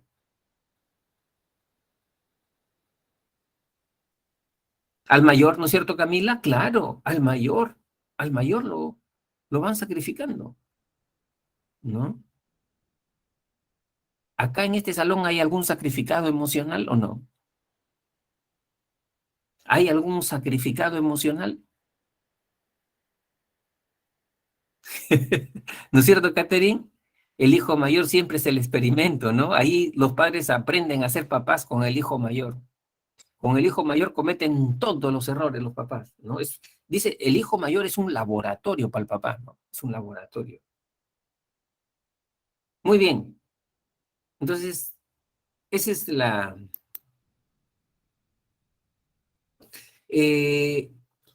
luego tenemos la actitud, ¿no? Una actitud, chicos, es una predisposición, ¿no? Sobre un tema, sobre personas, ¿no? Por ejemplo, ustedes ya tienen una actitud respecto en qué universidad estudiar y en qué universidad no estudiar.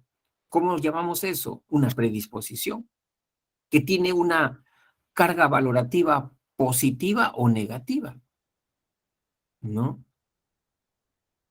O sea, todas las actitudes tienen estos valores, ¿no? Negativo, ¿no? De rechazo, ¿no? Positivo, de atracción, de agrado. Y neutro, ¿no? Ni sí ni no, ¿no? Entonces, ¿cómo se forman las actitudes? Las actitudes se forman a través de estas fuentes. Fuente directa a través de una experiencia, ¿no? A través de una experiencia. Por ejemplo, yo tengo una actitud hacia los animalitos, ¿no? Por decir así, como ejemplo, ¿no? De amor a los animalitos, ¿no? ¿Por qué? Porque yo he visto muchos casos dramáticos de animalitos rescatados de la basura, ¿no? Y ya me he formado una actitud de amor y de ternura para los animalitos. ¿Cómo? A través de la experiencia directa, pues. A mí nadie me ha contado, ¿no? Otra fuente es a través de normas sociales, ¿no? Cuando, por ejemplo, sale a través de los medios de comunicación, ¿no? Cómo debemos de comportarnos ante determinadas enfermedades, qué protocolos debemos de seguir, ¿no? Entonces, esos son a través de normas sociales. Modelos de conducta, que es la fuente más inspiradora, ¿no? Más efectiva, ¿no? También yo puedo ser una persona que le guste la lectura porque admiro a una persona que se expresa muy bien, ¿no? Y que sé que esa persona lee bastante. Entonces, por ahí ya yo comienzo a leer, ¿no? O sea, a través de un modelo de conducta. A través de reglamento de trabajo, membresía institucional. Es cuando ya uno pertenece a una institución, chicos, ¿no? Como en el caso de ustedes. Ustedes ahorita ya pertenecen al Centro Preuniversitario de San Marcos, ¿no? Y acá ustedes manejan, ya han aprendido algunos códigos, ¿no? A ser más, por ejemplo, a ser disciplinados, ¿no? Eso lo están aprendiendo, o ya lo han aprendido, a ser disciplinados, a tener un horario de estudio, ¿no es cierto? ¿No? A estar puntuales a la hora, ¿no? Entonces, eso se le llama membresía institucional. Ahora, todas las actitudes tienen tres componentes. Tienen un componente cognitivo, un componente afectivo y un componente conductual, ¿no? El componente cognitivo se refiere a creencias, ideas, pensamientos, ¿no? Por ejemplo, si yo digo, yo quiero estudiar en San Marcos, ¿no? Ahora, ¿y por qué quieres estudiar en San Marcos? ¿No? Un poco analizar la actitud, ya, la predisposición de esa persona. Y nos va a decir de repente esa persona porque es una universidad de prestigio, ahí me van a exigir, voy a salir un excelente profesional, ¿no? Entonces ya doy todas las justificaciones, ¿no? Entonces ahí estamos hablando de un componente cognitivo en la actitud, ¿no? Cuando estoy haciendo referencias a ideas, pensamientos, creencias, ¿no? Pero también la actitud tiene un componente afectivo, de agrado o desagrado. ¿Y por qué quieres estudiar en San Marcos? Quiero estudiar en San Marcos porque ahí estudió mi papá, mi mamá también es sanmarquina, ¿no? Quiero estudiar ahí porque es la mejor, ¿no? No hay otra como ella, ¿no? O sea, ya hay una razón bastante emotiva, ¿no? Bastante emotiva, ¿no? Y conductual se refiere a acciones, ¿no es cierto?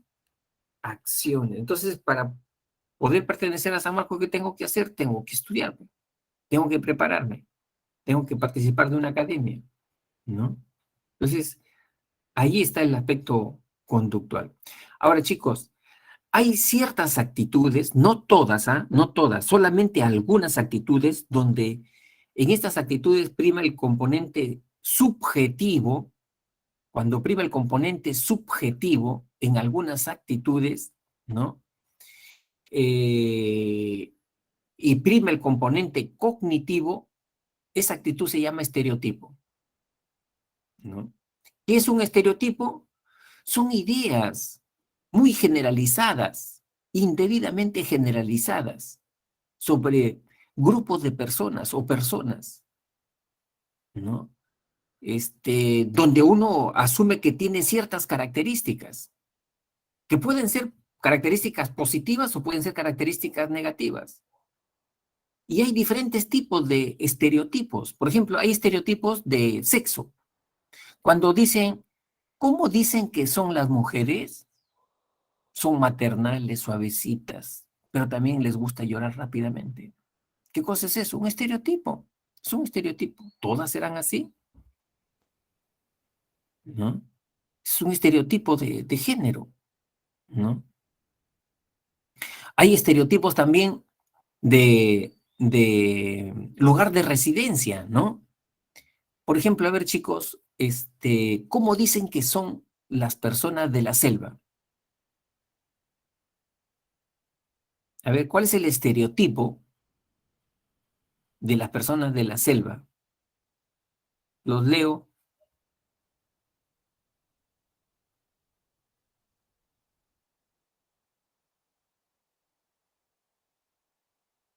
O de cualquier otro, cualquier otra región del país. Personas alegres, ¿no es cierto, Jimena? Efectivamente. Esa es la idea que se tiene generalmente de las personas de la selva, ¿no? Los charapas, ¿no? Que son alegres, que son personas bien alegres y que son personas bien sinceras, bien francas. Lo que piensan te lo dicen en tu cara de frente. No se andan con rodeos, ¿no? ¿No? Entonces, ese es un estereotipo. Este, Son ideas que circulan en nuestro medio social y nosotros lo asumimos a veces de manera automática, ¿no? ¿No? Eh, a ver, vamos a seguir con estas situaciones de estereotipos, ¿ya? ¿A qué región o ciudad del Perú se le asume como estereotipo que son muy creídos, muy pedantes, muy orgullosos?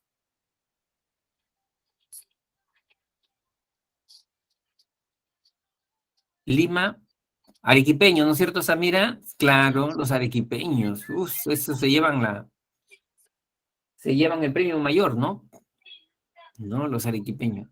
¿Dónde están, dicen, los más borrachos? A ver, los más alcohólicos. Estamos hablando de estereotipos, ¿ah? Estereotipos. Los puneños, puno.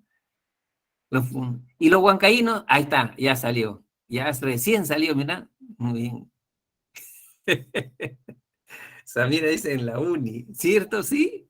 Ay, ajá. No, ¿cuál es el estereotipo del estudiante universitario? Eso también hay estereotipo del estudiante universitario. El estereotipo del estudiante sanmarquino. Hay, ¿no? Por ejemplo, del estudiante de la uni, ¿sabes cuál es el estereotipo? Sí lo sabes, Samira lo sabe, por eso que lo he puesto, ¿no?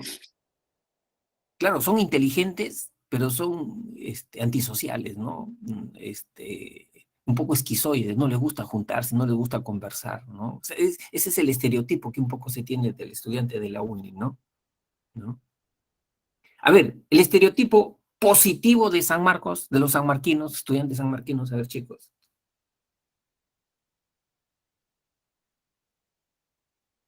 Los leo. Ya, responsables, sociables, dice Ximena. Inteligentes, ¿no es cierto? Sí, estudiosos, inteligentes, ¿no? Eso es un estereotipo que se lo ha ganado el estudiante sanmarquino, ¿no? ¿No? Chancón, ¿no? Pero el estereotipo negativo, ¿cuál es? También tiene su estereotipo negativo. ¿Cuál es el estereotipo negativo del estudiante sanmarquino? Acuérdate que estamos hablando de ideas demasiado generalizadas, ¿no? Indebidamente generalizadas, ¿no? A ver, ¿cuál es? Los leo.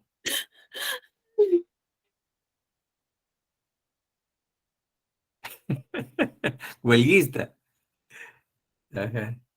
Revoltoso, ¿no es cierto? Tirapiedras, ¿no? Revoltoso, izquierdista, comunista, ¿no?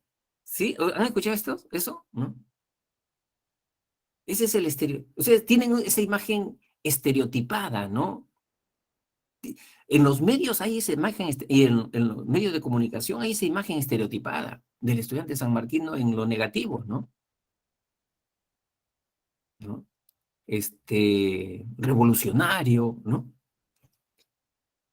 Miren, chicos, y cuando ese estereotipo negativo lo aplicas a una persona, ¿no? Y le das una carga afectiva, despectiva, de desvalorización, estamos hablando de un prejuicio, ¿no? Ya, ese es un prejuicio, ¿no? O sea, por ejemplo, si a mí me presentan, o a cualquier otra persona le presentan, este es un estudiante sanmarquino, y tú sin conocerlo, sin tratarlo, basándote en ese estereotipo negativo, que los estudiantes sanmarquinos son así, y ya la persona dice, ah, este debe ser un comunista, este es rojo, este tiene ideas revolucionarias ya, ¿no? ¿Cómo se llama? De repente defiende a Castillo, ¿no? Algo así, ¿no? ¿No? Entonces, ahí estamos hablando de un prejuicio. No lo conoces. ¿Cómo puedes decir eso? No lo conoces, ¿no? O para poner algo más simple, ¿no? Usted sabe que últimamente la Universidad César Vallejo ha recibido unas críticas atroces, ¿no? Porque se ha detectado que ha hecho más de 80,000 tesis, ¿no? En 25 años, y San Marcos, que tiene como 400 años, solamente ha hecho 18,000 tesis, ¿no? O sea que regalaban las tesis, ¿no? No había un control de las tesis, ¿no? Y lógicamente eso ha ido en desmedro, pues, de la misma universidad, ¿no? ¿No? Entonces, si vas a un centro de trabajo y con tu cartón, y con ¿no? tu currículo, y dice ahí que eres un contador, un administrador o un abogado de la César Vallejo, inmediatamente a ese jefe de personal le va a saltar el prejuicio, ¿no? ¿Qué cosa va a decir este jefe de personal? Uf, este debe ser un profesional malo. Viene de la César Vallejo. Debe ser malo. ¿Cómo se llama eso? Prejuicio. No lo has tratado, ni lo has entrevistado. Por eso dice, prejuicio es prejuzgar, ¿no? En base a un estereotipo negativo. Y de repente quizás ese estudiante de San César Vallejo es un buen alumno, ¿no? Por eso que estas son trampas mentales, chicos. Son trampas mentales. Y uno tiene que estar consciente de no caer en estas trampas mentales, ¿no? Y por lo tanto, atreverse a conocer a la persona. No estar con la barrera mental, ¿no? Esa mira que dice, o si eres de Cajamarca, afirman que votaste por Castillo y tú tienes la culpa. Sí, también, ¿no es cierto? Eso también se está presentando bastante, ¿no? O sea, Cajamarca, paisano de Castillo, eres igualito que él entonces, ¿no? ¿No? O todos los cajamarquinos son igualitos como Castillo, todos son igualitos, ¿no? ¿Qué cosa es eso? Como dice Samira, y un buen ejemplo que ha dado, es un prejuicio, es un prejuicio. Ah, tú eres chotano, uff, chotano, ya está, ¿no? Lo peor, chotano, lo peor, ¿no? Entonces, estamos hablando de un prejuicio. Y cuando ese prejuicio lo llevas a la acción, ¿no? Y tomas una decisión, excluyendo a la persona, ya eso se convirtió en una discriminación. Eso es un acto de discriminación, ¿no? No contrato, pues, de a César Vallejo no lo contrato, pues, no lo contrato, ¿no? Simplemente porque es de la César Vallejo, ¿no? y ni siquiera lo he entrevistado, ni siquiera evalúa sus competencias, ¿no? Entonces ya ahí se está convirtiendo en un acto de discriminación, ¿no? Acá también hay más ejemplos, chicos, de estereotipo, prejuicio y discriminación, ¿no? A ver, por ejemplo, mira, ve, hay ideas estereotipadas del lugar de residencia. Por ejemplo, viene una persona y te dice, oye, y tú le preguntas, ¿de dónde vives? Y el otro le dice, yo vivo en Las Casuarinas, vivo en Miraflores. Inmediatamente viene el estereotipo, este es pituco, ¿sí o no? Este es pituco, este tiene plata. Este tiene plata, ¿no? Ahora, ¿todos los que viven en Miraflores tienen alta posición económica? No, porque también hay barrios humildes, hay vaso de leche, comedores populares también en Miraflores. Pero ya te gana el estereotipo, ¿no? Ejemplo de prejuicio también por el lugar donde vive. Usted sabe que hay un estereotipo negativo de algunas, especialmente del Callao, ¿no es cierto, chicos?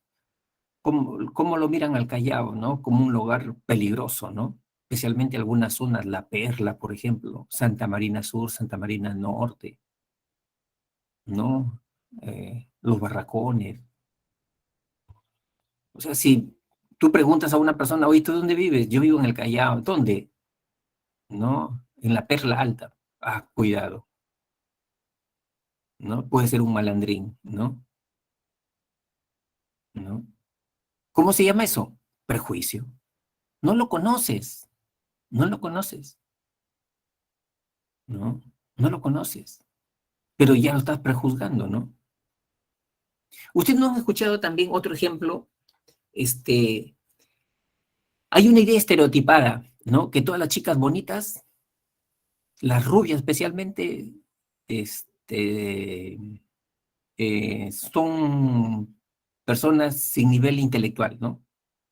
Son calabacitas. Así hay esa idea estereotipada, ¿no? Si, por ejemplo, te presentan una persona, ¿no?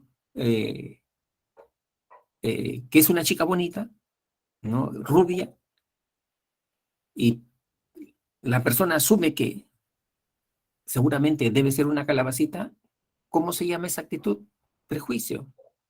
No la conoces, no la has tratado, ya la estás prejuzgando ya, ¿no? Entonces, tú no has visto, chicos, que muchas veces a las mamás o a las mujeres que se visten sensualmente, ¿no? Con las faldas altas, ¿no? También ya las están prejuzgando, ¿no? Entonces, ¿cómo se llama? Hay que tener cuidado, ¿no? Hay que tener cuidado con estos estereotipos, ¿no? Y como les decía, los medios de comunicación son los que más promueven estereotipos, ¿no? El estereotipo del cholo, el estereotipo del negro, y el productor de ese programa a ese actor, a ese personaje, le dicen, tienes que comportarte, bueno, eres de tez negra, tienes que comportarte así, le da el guión, ¿no? Para reforzar el estereotipo, ¿no? De ser tonto, ¿no? Lerdo, ¿no? ¿Por qué? Porque refuerzan esos estereotipos, ¿no?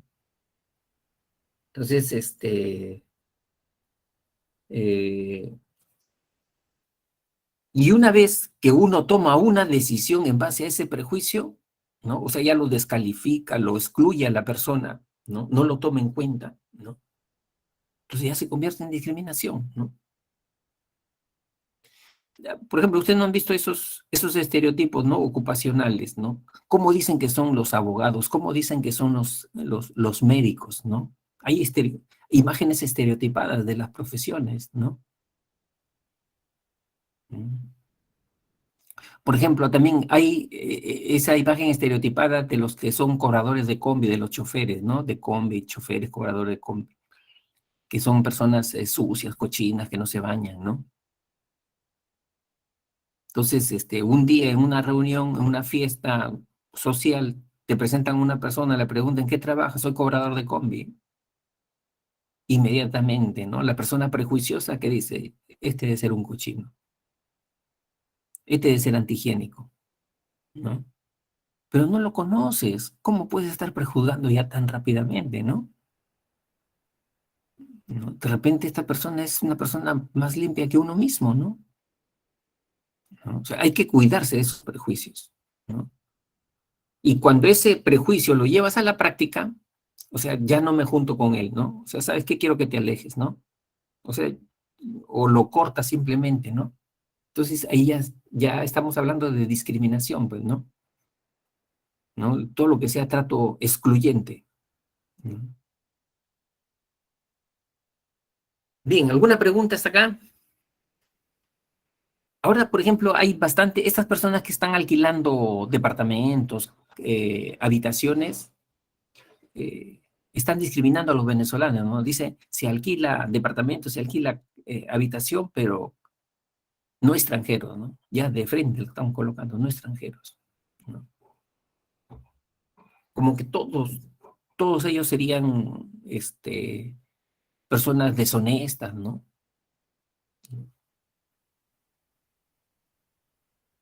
¿Alguna pregunta? ¿Todo está bien, chicos? Para seguir.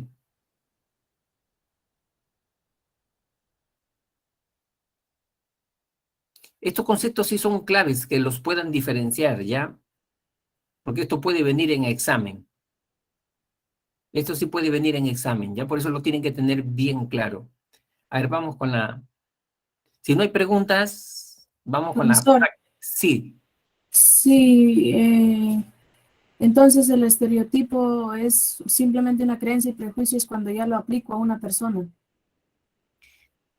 claro, o sea, en el caso del estereotipo es una creencia como tú dices, ¿no? Pero esa creencia puede ser positiva o negativa. O sea, cuando yo tengo una creencia, una imagen de una cualidad, ¿no? O un defecto de un grupo de personas, ¿no? Por ejemplo, si yo digo, todos los abogados son hábiles hablando, persuadiendo, te convencen un ratito, ¿no? Eh, Ese es un estereotipo positivo. Pero si yo digo que los abogados son estafadores que te engañan, ¿no? Todos, ¿no? Son así, estafadores que te engañan, ¿no? Ese también es un estereotipo, en este caso negativo, ¿no? Ahora, si a mí me presentan a un abogado, ¿no? Y si yo tengo ese estereotipo negativo de los abogados, yo voy a decir, esta persona que me están presentando y que es abogado, este debe ser un estafador también, igualito tengo que cuidarme. Y no lo conozco, a esa persona no lo conozco. ¿Qué cosa estoy asumiendo ahí? Un prejuicio. Ese es un prejuicio. O sea, es una idea preconcebida, ¿no? Ah, ya, sí. Ahora, si, ¿cómo se llama? Tomo una decisión en función de ese prejuicio, ya yo tomo una decisión, ¿sabes qué? Yo no quiero saber nada contigo, ¿no? ¿Cómo se llama? No quiero ningún tipo de amistad contigo, ¿no? O me doy la vuelta y ya no quiero saber nada contigo, ya tomé una decisión, ¿no? Entonces ya lo estoy discriminando dentro de mi red de amistades, ¿no? Entonces ya ahí he asumido una actitud discriminatoria, ¿no? Entonces, esa es más o menos las características, ¿no? Ejercicio número 1. Ladislao quedó huérfano por la pandemia y terminó su primaria hace 5 años. Pasó a vivir con su abuela paterna, a la que ayudó en el cuidado de una pequeña chacra, donde no hay electricidad, señal radial ni telefónica. No estudió secundaria porque no hay ese tipo de colegio en el lugar. Del caso se puede deducir que Ladislao, ¿cuál sería la respuesta acá? ¿Qué pasó con Ladislao?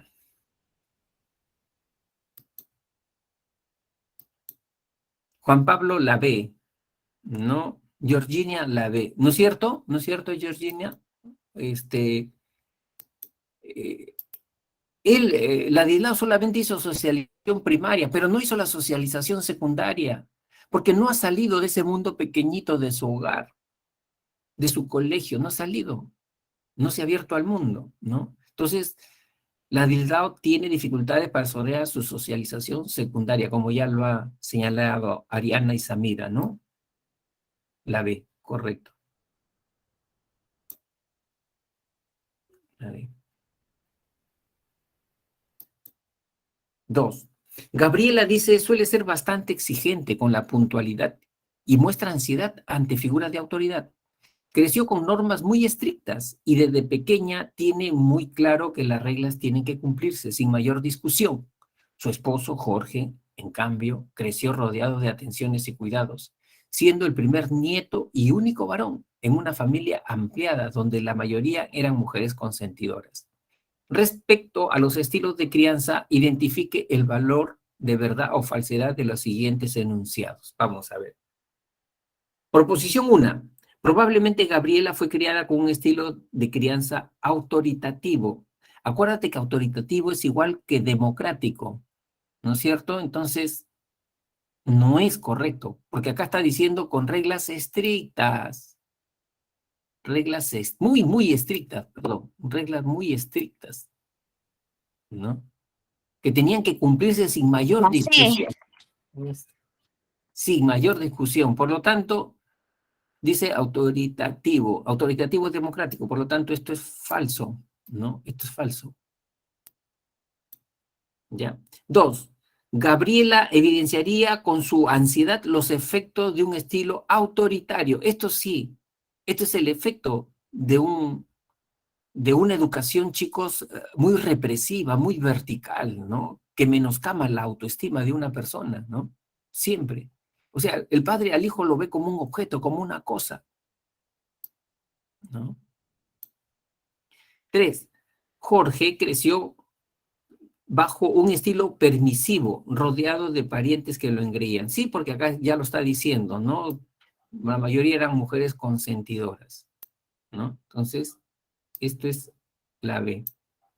Por lo tanto, como ya lo ha señalado José Miguel Ruiz, Catherine, ¿no? Yajaira Cruz, Ariana, Tracy Vega, ¿no? La C. La C. 3. Luis se ha mudado recientemente, puesto que en su anterior urbanización algunas personas lo miraban con desprecio o sentían miedo de acercarse por su orientación sexual. Ellos sostenían que las personas homosexuales tienen infecciones de transmisión sexual y se juntan con delincuentes. Incluso en varias ocasiones el guardián del edificio se negaba a abrirles la puerta a sus amistades sin razón justificable. Respecto a este caso, indique las proposiciones correctas. 1. El desprecio y miedo que sentían sobre Luis es la manifestación del prejuicio de las personas de su anterior residencia, ¿no? ¿Esto es verdadero o falso? Falso. El prejuicio tiene componente predominante cognitivo o afectivo. El prejuicio tiene un componente predominante cognitivo, racional o afectivo de descalificación. A ver, vamos a verlo nuevamente. Acá está. ¿Ve? Tiene un componente afectivo, ¿no? Y ese componente afectivo es de descalificación, ¿no? De descalificación. Entonces, esto es verdadero, esto sí es verdadero. Profesor, una pregunta. Sí. Pero dice desprecio, o sea Exacto. que tal actuaban en contra de él. No, pero acuérdate, desprecio no es actuar, desprecio es desmerecer, descalificar, ¿no? A una persona. Ahí no está tomando una acción, ¿no? Es como sentir asco, ¿no? Miedo, bueno, pero no está tomando ninguna decisión, ninguna acción, ¿no? Por lo tanto, si tiene ese componente afectivo de descalificación, ¿no? Como si yo dijera, no, todos los huancaínos son borrachos, ¿no? Todos son borrachos, esos son borrachosos, ¿no? Todos los albañiles, esos también son borrachos, ¿no? Entonces, ahí es un estereotipo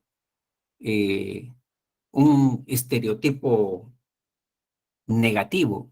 Pero si digo, Carlos es albañil, ¿no? Ese debe ser un borracho también, ¿no? O sea, ya estoy aplicando ese estereotipo negativo a un caso particular sin conocerlo. Ese es prejuicio. Y acá te está diciendo, en el caso de Luis, ¿no? Ya ese estereotipo negativo lo estaban aplicando al caso de Luis. Por lo tanto, ¿qué viene a ser? Viene a ser un prejuicio. ¿De acuerdo? ¿Se entiende así?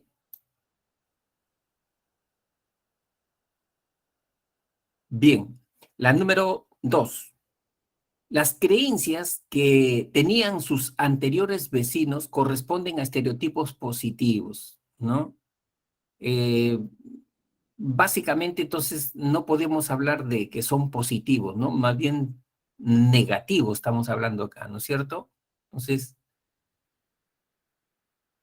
esto es falso. Falso. 3. El guardián, al denegar el acceso al edificio, presenta una actitud que manifiesta el componente afectivo. El guardián, al denegar, o sea, al tomar una acción, ya acá está tomando una acción, al denegar una acción, el acceso al edificio presenta una actitud que manifiesta el componente. Esto es un contrasentido, ¿no? Esto es una contradicción.